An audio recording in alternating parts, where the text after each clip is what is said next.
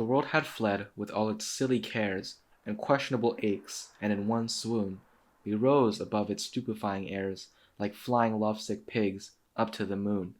In that blue light where two lights equaled all, our souls looked down upon a spinning ball.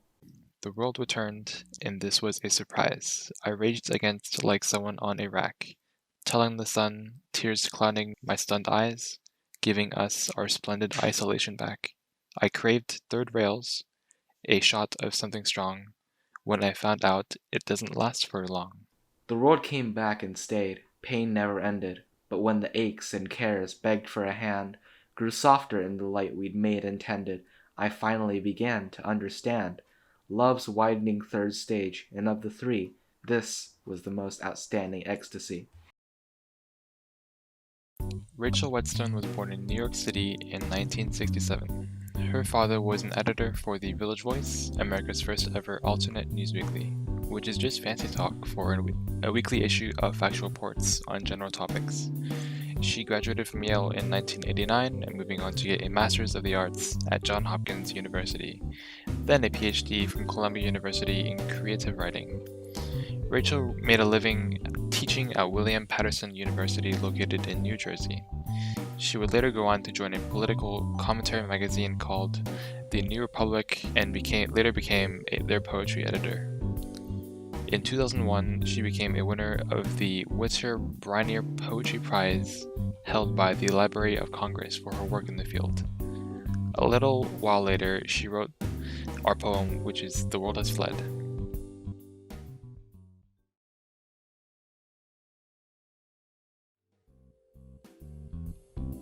The World Had Fled was at its core a story about love. Each individual stanza covers a different aspect of love, symbolic to how love transforms as time passes by.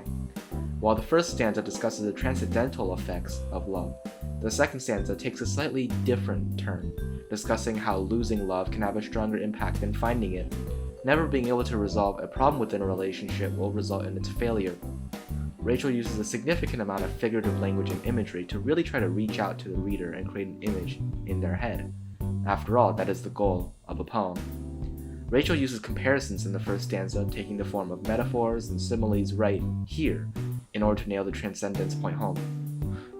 In the second stanza, Rachel uses juxtaposition right here, in order to contrast the happiness she once felt and the emptiness that the world brought her. Another simile is present right here, to strengthen the presence of immanence in the stanza. The third stanza is meant to combine the ideas of the first two stanzas, which seems contradictory until you peer at it further. The world returning symbolizes a lack of transcendence, yet the stanza ends in a happier tone than the first. This is because in the poem, Rachel had discovered a form of love that didn't require separation from the rest of the outside world, love with imperfections and flaws. These imperfections and flaws were what made that form of love more significant, because you could grow from your mistakes and advance yourself as a person. This, according to Rachel, was the highest form of ecstasy. What's common with all the stanzas is the rhyme scheme and the meter. The poem follows the iambic pentameter structure with 5 sets of unstressed, then stressed syllables for each line. The poem follows a rhyme scheme of A, B, A, B, C, C, which is consistent throughout the entire poem. Rachel described how love can transcend space, but love can also transcend time. This can be seen in beyond just through the perspective of love. In a real-world application, this poem can be interpreted as taking more than one path to resolve situations, or even preemptively stopping this by not taking things for granted. An example of a real-world event that would center around this idea is COVID-19, which brought to light a lot of smaller details that we all took for granted, seeing friends every day, being able to walk around without a mask, or having loved ones before they were gone for good.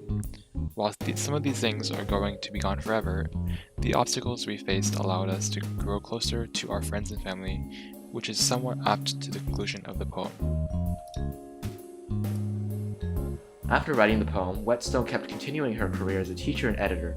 However, around August or September of 2009, her romantic interest broke up with her, 3 years after they had gotten together. A few months later, on Christmas Eve, possibly due to the breakup, Whetstone committed suicide in her apartment. Her work had posthumously inspired many, to the point where the Columbia University English Department created a writing prize to honor her memory. Around this time was when this poem, as well as many others, were officially published and released to the public.